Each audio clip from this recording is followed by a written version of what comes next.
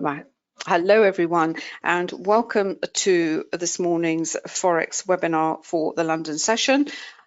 This is the first of a little series of webinars that we've put together that we're going to be running for the next couple of weeks. You can come to this one, you can come to all of them.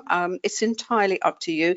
We've only done it over a couple of weeks because it's actually Easter, and then we'll probably start again. And we've put them together. We were running them on a kind of not ad hoc basis, but you would get an email and what have you. But given what's been happening, what is going on, and so many people are now at home, maybe you're thinking of becoming a trader, looking at trading to supplement an income, and maybe looking at it for long term. And even just from the point of view of, given what's been happening with the markets, just to increase your own knowledge. And this is what we're seeing at the moment is obviously unprecedented. We've had market crashes before, but we've never had one as fast as we have had before.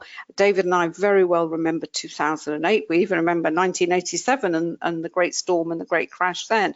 But if you compare what happened in 2008 and compare what's been happening in the last couple of weeks, we've had a sort of similar fall, if you were, but the difference is it's all been compressed in such a short space of time, and that is really the biggest difference between 2008 and what we're having at the moment. And we hope that after what's been happening, we don't actually come to a sort of financial crisis. We don't really know what's happening in the banks with how much debt is out there. All we know is there's a lot of debt. We've had the Fed step in again, not only the lender of last resort, but the buyer of last resort. This is totally uncharted territory.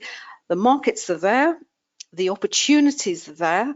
The Forex market is probably the market that is easiest to access in terms of the amount of money that you need to, that you have to lay out, if you like.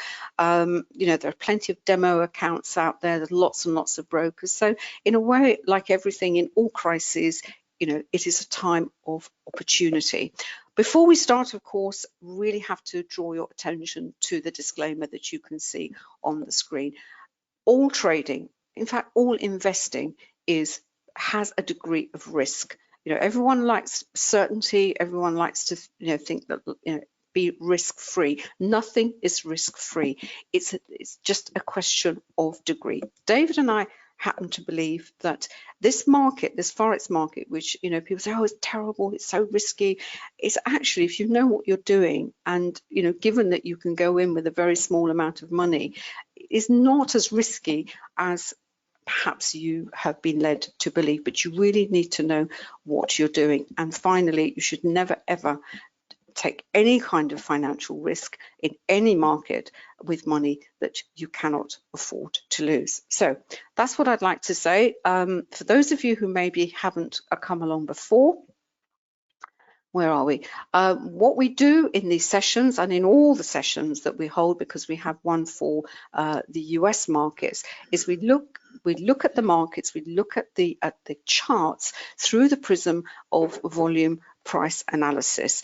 And for Forex, we also bring in what's happening on the fundamental side. We look at related markets, and I think, if anything, what this crash has highlighted more than anything is that no market operates in its own universe. They are all interconnected. They're all entangled. They all sort of feed off each other. They bounce off each other. And if you don't understand those relationships, then you really will struggle. But Forex is pretty much at the center of it. Volume price analysis is a methodology that we have developed. It's inspired by Wyckoff, by Richard Wyckoff, and his 3 laws. We'll explain the 3 laws in a little bit more detail as we go along, but they basically come out effort and result, cause and effect, supply and demand. And what they help us do is they help us frame the price action on the chart, and they really they help us determine what is likely to happen next. And what we've developed are indicators as well to support the methodology and the approach that we have to the markets. These are the forex specific ones which we'll be using in this webinar, and as I said, we'll explain them as we go along. And what we've also done is we've taken the VPA, everything that's in the books, and we've put it all together in what we call our education programs from Quantum Trading Education. And I know we have a lot of our students come along to these sessions, and we are just so delighted when we get feedback from our students here and also in our VPA room, which is like a private chat room and forum for the students, is how well they are all doing, how what we have put together is really helping them develop as a trader and investor, because this methodology can be applied to all markets, and it's just a joy and a delight to see that they that they're making money, because money is what we are going to need moving forward. If that's the program, the indicators come part and parcel of the program.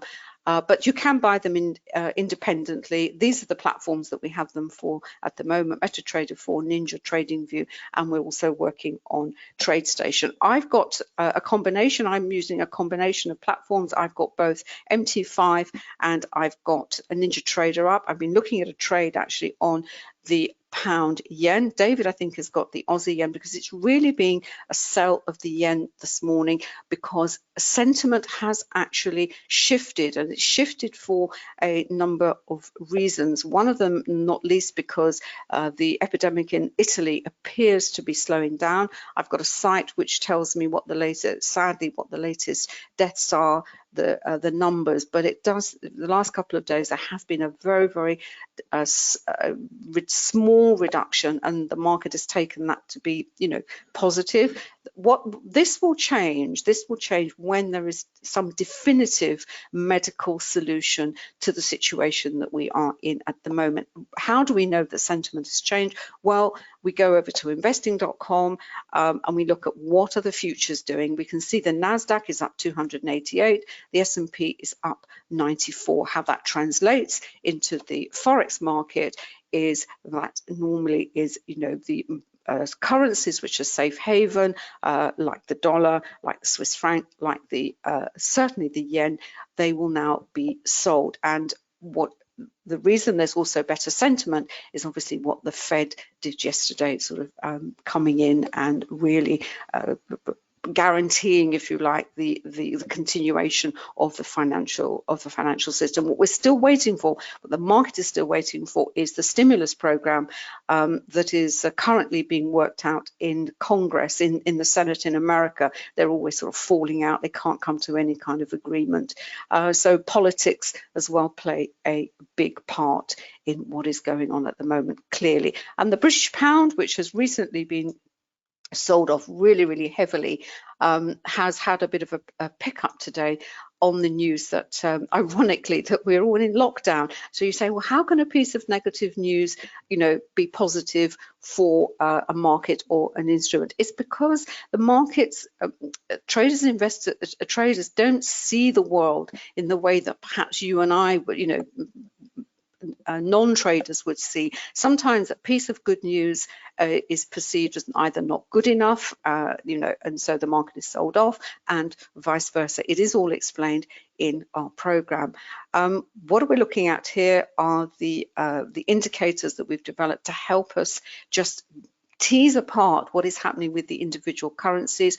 I've got the daily here, I've got the hourly, and just pull up the hourly chart for the currency strength indicator, and we can see here this is the Japanese yen, which has been falling quite strongly, reflecting that change in sentiment.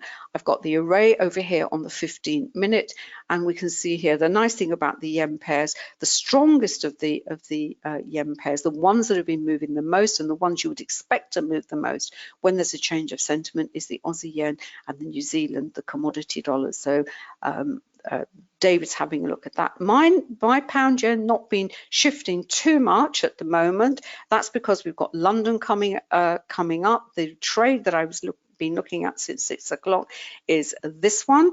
This is the Renko chart that I have here. It's the move away from this area. It's a move away from 128.60, 16 we've got here. We've got the trend higher, we've got a bit of congestion, then a resumption of the trend, and now it looks as though it's about to roll over. The other thing you have to remember in the forex market is when we're coming up to session crossovers, you will get this, you will get volatility coming in, a trend that has been going along nicely, as this one had been, as I said, off that level here, which is off this 3-minute chart. But you can see the trend is a very volatile trend. It's not a nice smooth trend. There's lots of wicks to the candles that we see here. We're coming up to London. There's all sorts of shenanigans which will reveal themselves. So if you are in a, if you are in a move, you're coming up to a crossover, sometimes it's just, just close out and wait till the new market opens, and then either re-enter, or maybe there could be a reversal on the cards. We'll have to wait and see. And this is my 12-minute chart. Again, lift away here, huge congestion, lots of volatility from the wicks to the candles, and we will see what happens. I'm just going to pass over to David as London opens. Just want to go back to the daily CSI then. Yeah, no problem.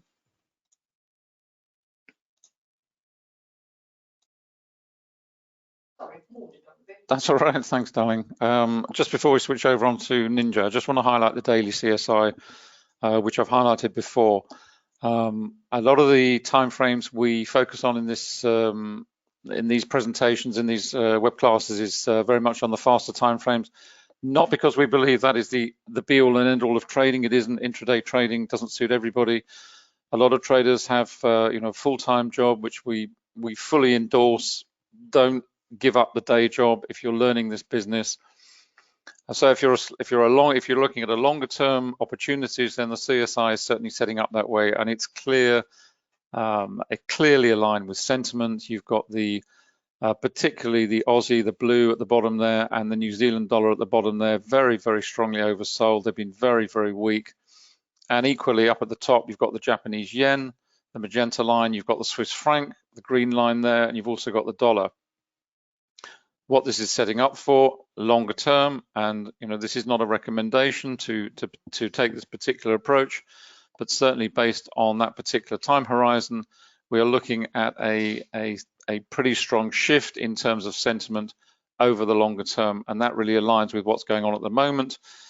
Let's face it, there can't be much more bad news to come. The markets, I wouldn't say they're becoming inured to the constant stream of bad news, which was getting worse every single day.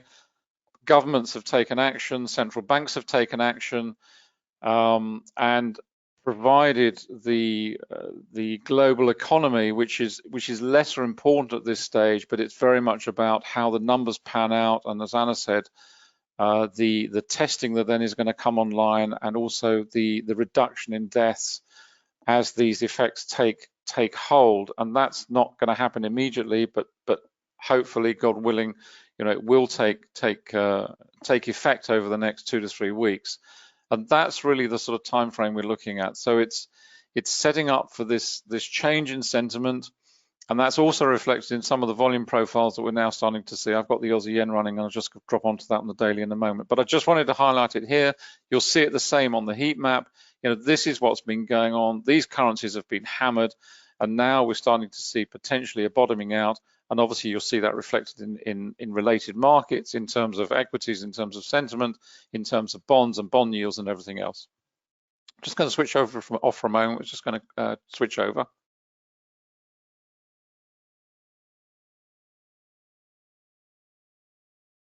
Just before I pass over to David, and he'll look at the Aussie end, and I've got the pound yen.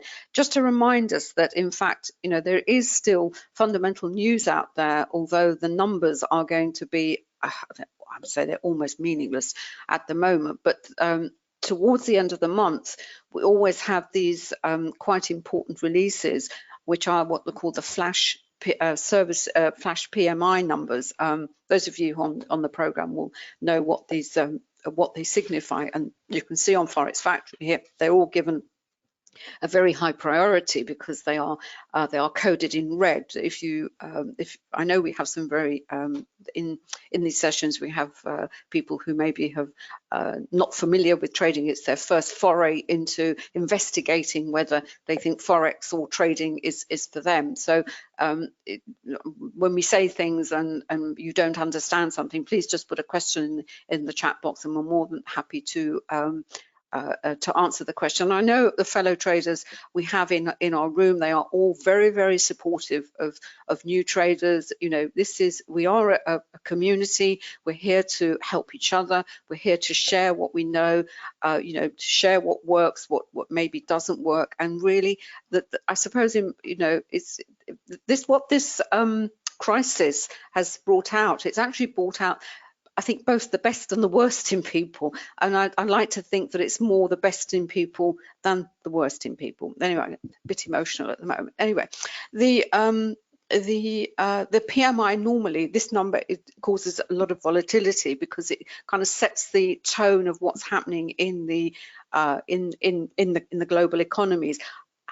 What's interesting, obviously, they're going to be looking at what's been happening over this period. Nobody knows how bad they are. I don't even know whether the market is going to bother to react because it is bad.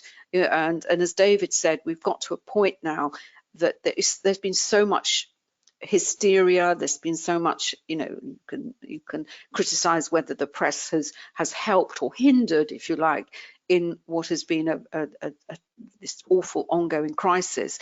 But there comes a point in anything where the volume has been turned up so much.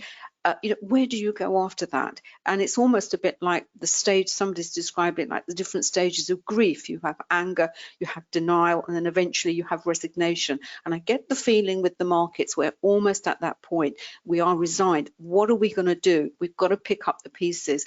How that translates in terms of what you see on charts and what have you is everything has fallen so fast, but to reverse and go back higher, it is going to be a grind, and there's going to be punctuated with phases of extreme volatility, and then it'll calm down again, and eventually then everything will settle. The medical developments will kick in, and you know, people will come out of this awful fear that they have at the moment. And as I said, normally these releases would cause a big reaction in the market. So we just have to really see what you know, what happens in a few minutes' time.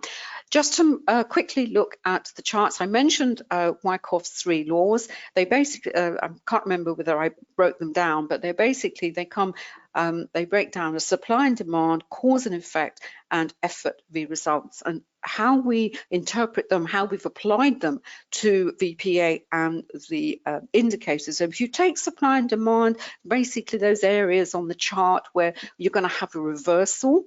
Cause and effect is congestion phases, in the sense that if something is in congestion for a long time, it's range bound. When you get a breakaway, that depending on how long it's been in that congestion phase, then you know, the bigger the move is going to be. And effort and result is really a validation. It's using price action and volume, particularly volume. It really tells you whether the move is genuine or not. But the best way to see that is actually on the charts. But on the indicators themselves, we can see here the CSI is a perfect sort of example of the reversals. It's reached a point where, you know, it's not going to go any higher, and then you get a reversal. You've had the you know, there's no more demand, the supply is coming in, there's going to be a sell. What you also have to remember with reversals is, as a trader, is nothing goes up and down in a straight line. So if you are on the longer time frames, as you can see here, the Swiss franc has been turning down. Now it looks so it's going to go back up again. This is what happens. Nothing goes up and down in a straight line. But in terms of time frames for these kinds of market conditions, all I can tell you is I had an email, I think one of my Bloomberg emails, I subscribed to Bloomberg's, the funds that have done the best over the last month or so during this crisis are short, ones that have taken short-term trends. They have been trends, they've been short, punctuated by volatility, And if you understand these 3 laws, when to get in and when to get out, those funds certainly have done very, very well. I'm just going to pass over to David.